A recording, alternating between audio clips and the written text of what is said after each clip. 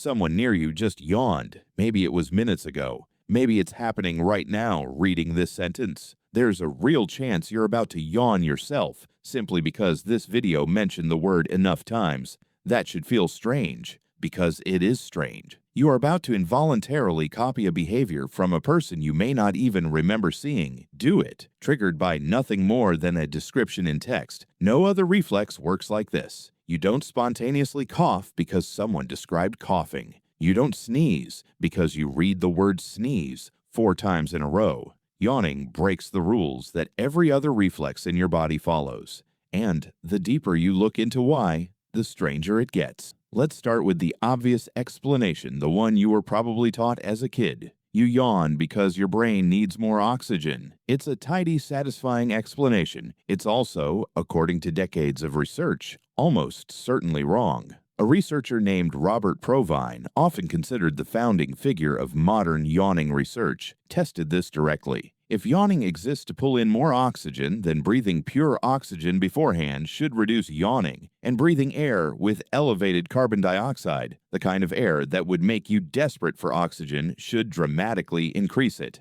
Provine ran exactly this experiment. Neither condition changed yawn frequency at all. People yawned exactly as often whether they were breathing enriched oxygen or oxygen-poor air. Whatever yawning is doing, it has almost nothing to do with your blood oxygen levels. So if it's not about oxygen, what is it actually about?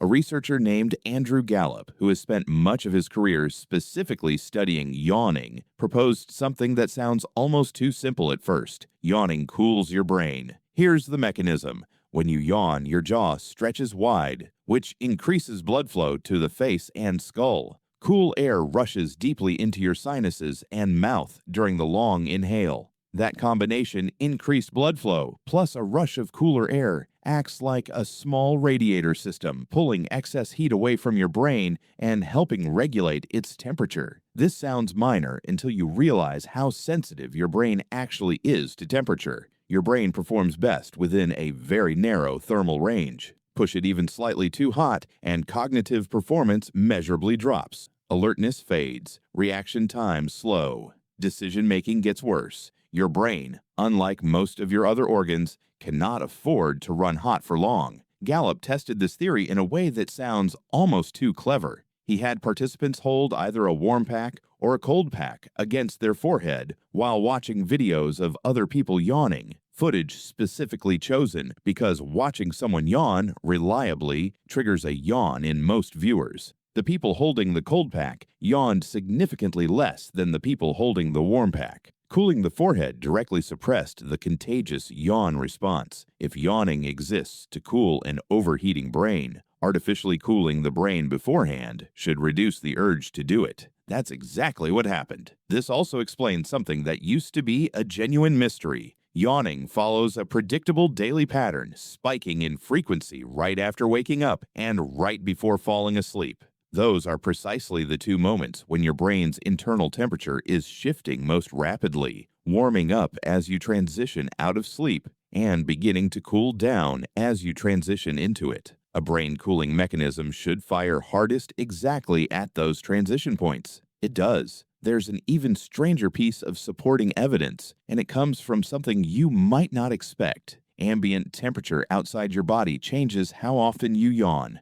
Researchers studying yawning in different climate conditions found that people yawn more often when outdoor temperatures are close to body temperature and less often in very cold weather. That makes almost no sense under the old oxygen theory. Cold air has nothing to do with oxygen concentration, but it makes complete sense under a cooling theory. When ambient air is close to your internal body temperature, the cooling benefit of a yawn's cold air rush is minimal. So your brain resorts to yawning more frequently, trying to get any thermal relief it can. When outdoor air is already cold, a single breath does the cooling job efficiently, so you don't need to yawn as often to achieve the same effect. So that solves the mystery of why you yawn when you're tired. It doesn't yet explain the truly bizarre part. Why does someone else's yawn make you yawn too? This is where the story shifts from thermal biology into something much stranger, something involving empathy,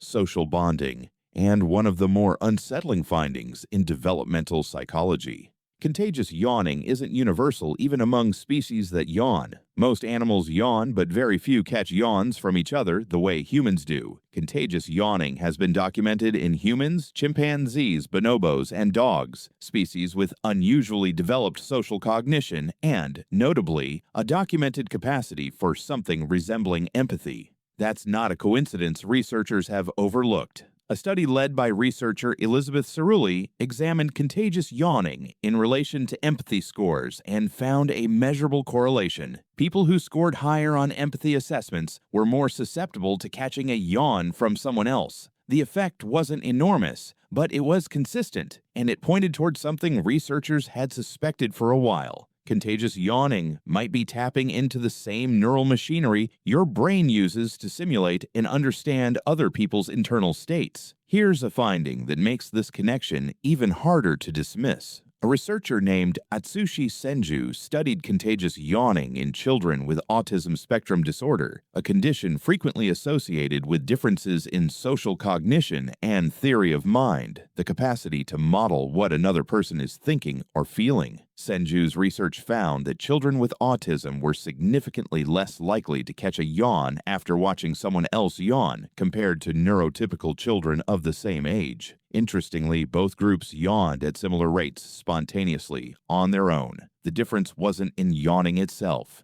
It was specifically in catching someone else's. That detail matters enormously because it separates the two mechanisms cleanly. Spontaneous yawning appears to be about brain temperature regulation, a basic physiological process that doesn't require any social awareness at all. Contagious yawning appears to be riding on an entirely separate system, one connected to social perception and the ability to mentally simulate what's happening inside another person. Put those two mechanisms together, and a strange picture emerges. Your yawn started as pure biology, a brain radiator system that predates complex social cognition entirely. Reptiles yawn, fish yawn, even some snakes yawn, and there is no meaningful case to be made that a snake is empathizing with anything. That's the ancient, purely mechanical layer. But somewhere along the evolutionary path toward highly social species, particularly primates living in complex group structures where reading other people's internal states mattered enormously for survival, a second layer got bolted onto the original mechanism. The visible signal of yawning, originally just a side effect of brain cooling, got repurposed by socially complex species into something closer to unconscious mimicry, the same category of behavior as unconsciously matching someone's posture or catching their emotional tone in a conversation, which means when you catch a yawn from a stranger on a train, or from a video, or from a paragraph of text describing yawning in detail, something old and something newer are both firing at once. The old layer is a simple thermal reflex your brain shares with reptiles. The new layer is a subtle, involuntary act of social synchronization, your brain quietly modeling another person's internal state closely enough that your body starts mirroring their behavior without asking permission first. That reframes something that feels like an annoying, uncontrollable habit into something closer to evidence. Evidence that your brain, even in the most mundane, half-asleep moments, is constantly running a background process trying to stay attuned to the people around you. You don't consciously choose to empathize when you see someone yawn. Your brain does it automatically, the same way it automatically regulates your temperature, because for a species that survived by staying closely coordinated with its group, the two systems apparently became worth linking together. So the next time you catch someone else's yawn or feel one building simply from reading about the concept, know that two entirely different explanations are both quietly true at once. Part of it is a leftover cooling system older than mammals, and part of it is your brain, without asking, reaching out and briefly synchronizing itself with someone else's. Someone near you is probably yawning again right about now, and so, most likely, are you.